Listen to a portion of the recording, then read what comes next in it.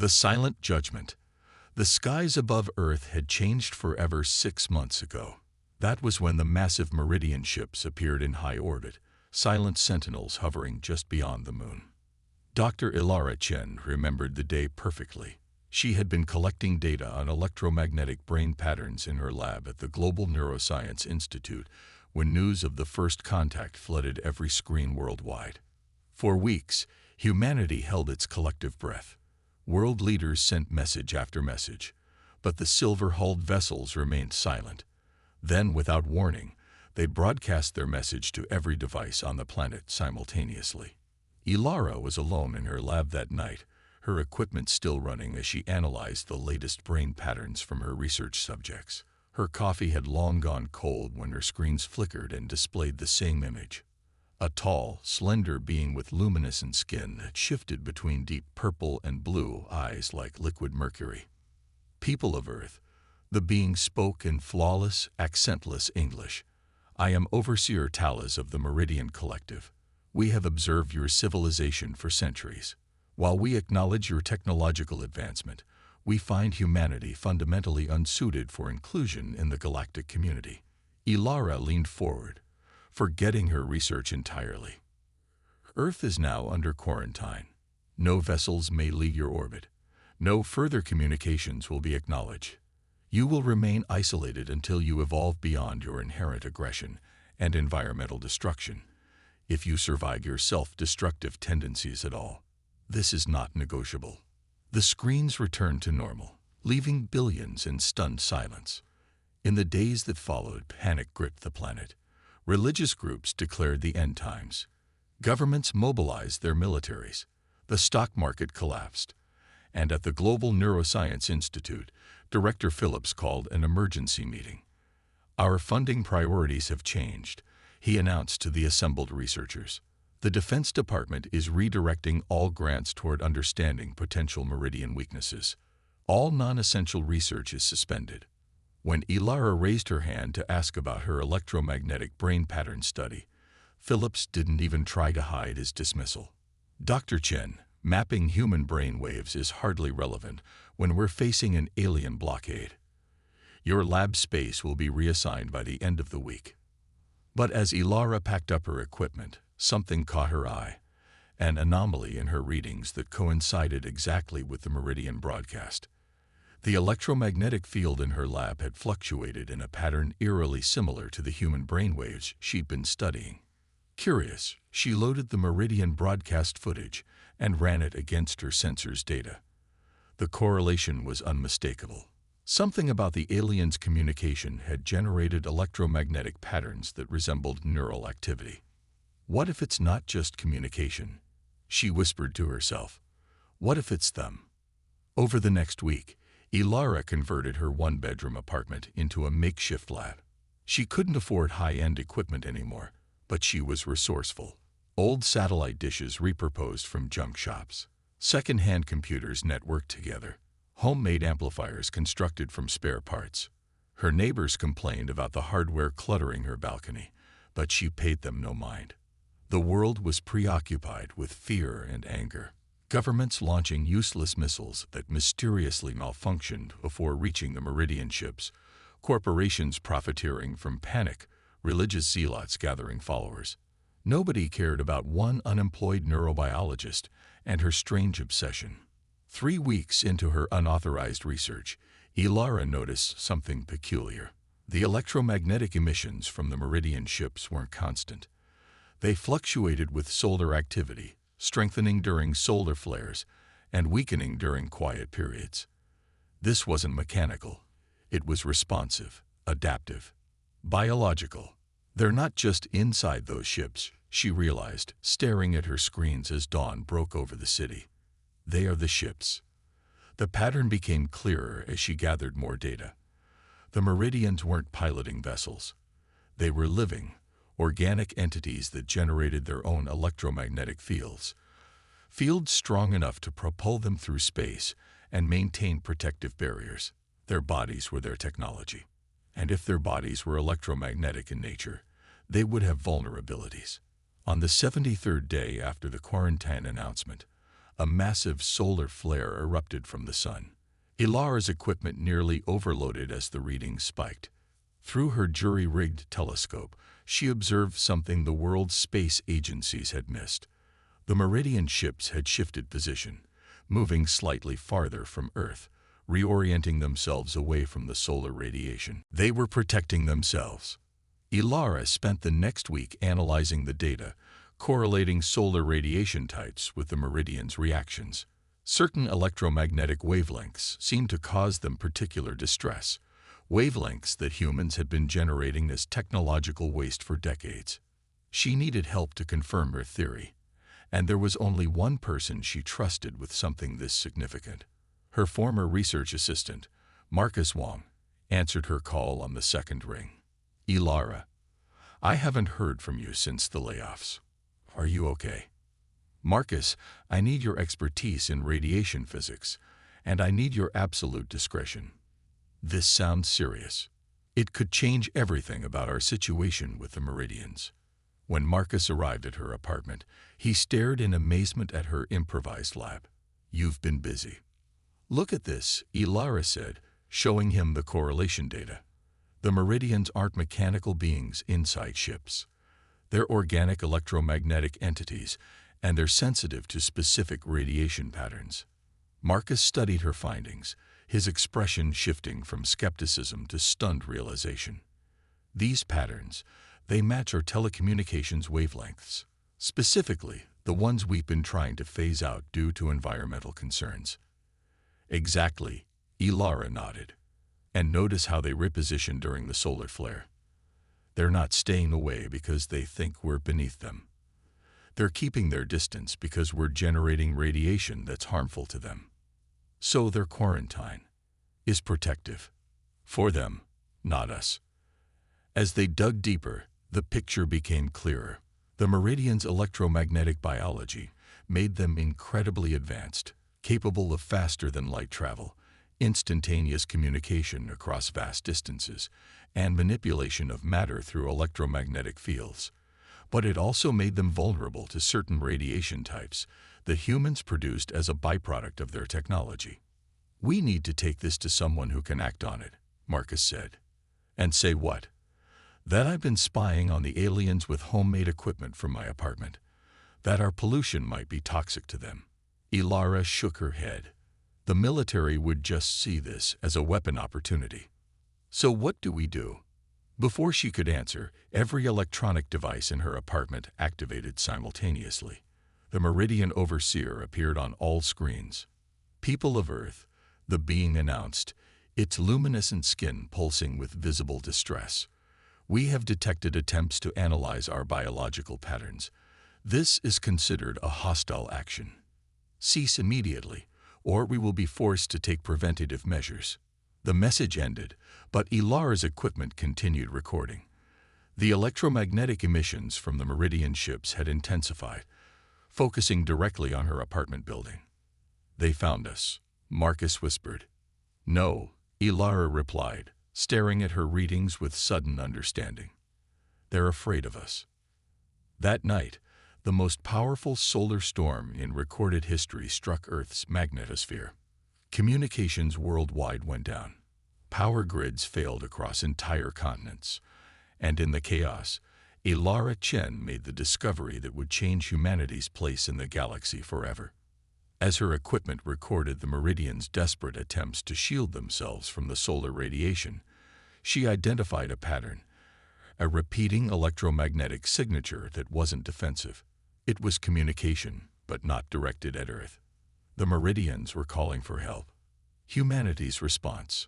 3 days after the solar storm, Dr. Ilara Chen found herself sitting in the basement of an abandoned radio station, surrounded by a hastily assembled team of scientific outcasts. Marcus had reached out to his network, researchers whose work had been defunded, theorists dismissed as too radical, engineers whose ideas challenged conventional wisdom. Let me get this straight, said Dr. Hiroko Tanaka, an astrobiologist who'd been researching extremophile organisms before the Meridian arrival made her work irrelevant. You think these aliens are essentially electromagnetic life forms. No physical bodies as we understand them. Not exactly, Ilara clarified, pulling up her data. They have physical forms, but they're composed of matter that exists in a persistent state of electromagnetic organization. Their bodies are maintained by their own electromagnetic fields, like how our cells are held together by chemical bonds, but far more advanced. And our telecommunications technology produces radiation that's harmful to them, added Raj Patel, a communications engineer who'd been developing more efficient broadcast methods before military research took priority. Not just harmful, Marcus emphasized. Based on what we recorded during the solar storm, certain frequencies are devastating to their biological integrity. It would be like acid to us. So they didn't quarantine Earth because we're violent primitives, Hiroko said, understanding dawning on her face.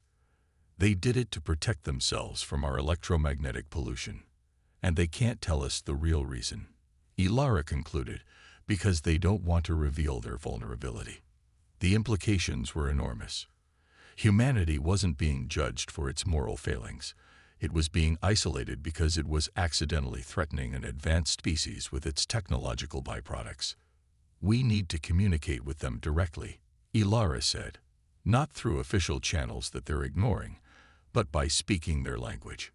It took the team 2 weeks to develop what they called the neural transmitter, a device that could generate electromagnetic patterns similar to meridian communication signatures.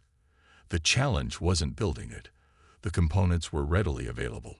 The difficulty was calibrating it to produce patterns that would be recognized as communication rather than noise or an attack. We're essentially trying to speak whale by splashing in a specific pattern, Raj explained as they tested the device. We know the general structure of their language, but not the vocabulary. On a clear night with minimal solar activity, they activated the transmitter from the radio station's old broadcast tower. The message was simple, a mathematical sequence establishing intelligence, followed by a repeating pattern they'd identified as the meridian equivalent of a greeting or attention signal. For 3 hours, nothing happened. Then, every electronic device in the building displayed the same message. Cease transmission. You are causing discomfort. It's working, Ilara breathed. They feel it, and they're responding in our language rather than ignoring us. They adjusted the transmitter to reduce intensity and sent another message. This time, a series of electromagnetic pulses that mimicked the meridian's own distress call during the solar storm, followed by the mathematical symbol for questioning. The response came faster this time, displaying on their screens. How have you deciphered our biological signatures? Ilara typed carefully. We observe your reactions to solar radiation. We understand your vulnerability to certain electromagnetic wavelengths. We wish to communicate, not harm. There was a long pause before the reply appeared. Your species generates harmful emissions constantly. This is why Earth must remain isolated. We can change our emissions, Ilara typed back, but we need to understand exactly what harms you. Another pause, longer this time. Finally, this knowledge could be weaponized. It could also lead to coexistence, Ilara countered. We've had the capability to modify our telecommunications systems for years. We just didn't know we needed to. The screens remained blank for so long that the team feared the Meridians had cut communication. Then, a different message appeared. Overseer Talus will speak with the human who created this transmission. Alone. Marcus immediately objected. It could be a trap. They might see you as a threat now. Or they might finally see us as worthy of conversation, Ilara replied, already preparing the neural transmitter for a more complex exchange. At midnight, she sat alone in the broadcast booth, the team monitoring from a safe distance. The screens flickered, and the familiar figure of Overseer Talus appeared. But this time, the image was clearer, more detailed. The being's electromagnetic skin rippled with patterns Ilara now recognized as emotional expressions. Dr. Chen, the Meridian began, your understanding of our biology is unexpected. I'm a neurobiologist, Ilara explained. I study how electromagnetic patterns relate to consciousness in humans, When I noticed similar patterns in your transmissions, I recognized something. Familiar. Familiar. The Meridian's skin pulsed with what Ilara interpreted as surprise. Our species could not be more different. In physical form, yes, but consciousness creates patterns that transcend biology. Your people communicate through direct electromagnetic exchange. We do something similar through our nervous systems, just more primitively. The overseer studied her silently before responding. There is something you should understand about our judgment of Earth. It was not made solely on observation of your current civilization. What do you mean? 5,000 years ago, the Meridian Collective encountered another species. Like humans, they were carbon-based, aggressive, expansionist. Unlike humans, they had developed technology that could detect and target our electromagnetic vulnerabilities. Ilara felt a chill. What happened to them? They no longer exist, Talus stated flatly. When they discovered our weakness, they attempted to exterminate us. We were forced to eliminate their entire civilization in self-defense. And you see the same potential in us. Your species bears remarkable physiological and psychological similarities. When we detected your growing electromagnetic technologies, we recognized the pattern. Quarantine was deemed the safest approach. Ilara took a deep breath. Overseer Talus, I discovered your vulnerability weeks ago. I could have shared this information with military authorities. Instead, I sought communication. One human choosing peace does not represent your species, but it represents possibility. Ilara countered. Humans are capable of terrible destruction, yes. We're also capable of extraordinary compassion and adaptation. We've spent centuries learning from our mistakes, slowly, imperfectly, but persistently. She pulled up data on her computer. Look at our history of environmental regulations. When we discover our technologies are harmful, we work to change them. It's not immediate, and it's not without resistance, but we learn. Learning requires time we may not have. Talus responded. Your electromagnetic emissions are already increasing beyond sustainable levels for Meridian presence. Then help us understand exactly what frequencies are harmful, and we'll prioritize changing those first, Ilara suggested. We can establish safe zones with modified emissions for initial diplomatic exchange. The Meridian was silent for a long moment, its luminescent skin cycling through colors. The collective will consider your proposal. But be warned, if this information is weaponized, our response will be absolute. I understand the risk you're taking, Ilara acknowledged, and I appreciate it. 3 weeks later, the world watched in amazement as a small Meridian vessel descended to Earth for the first time, landing in a specially prepared area in New Zealand where all harmful electromagnetic emissions had been eliminated. The global transformation had begun remarkably quickly once governments understood the situation, not as a moral judgment from a superior civilization, but as a practical matter of coexistence with a different form of life. Ilara stood among the diplomatic delegation, watching as Overseer Talus emerged, not as an image on a screen, but physically present, the being's electromagnetic field visible as a subtle glow that shifted and pulsed with its movements. Dr. Chen, the Meridian acknowledged. Your species has surprised the collective. The speed with which you have adapted your emissions in key areas was unexpected. Humans can be remarkably cooperative when we understand the stakes, she replied, and when we're approached as equals rather than subjects to be judged.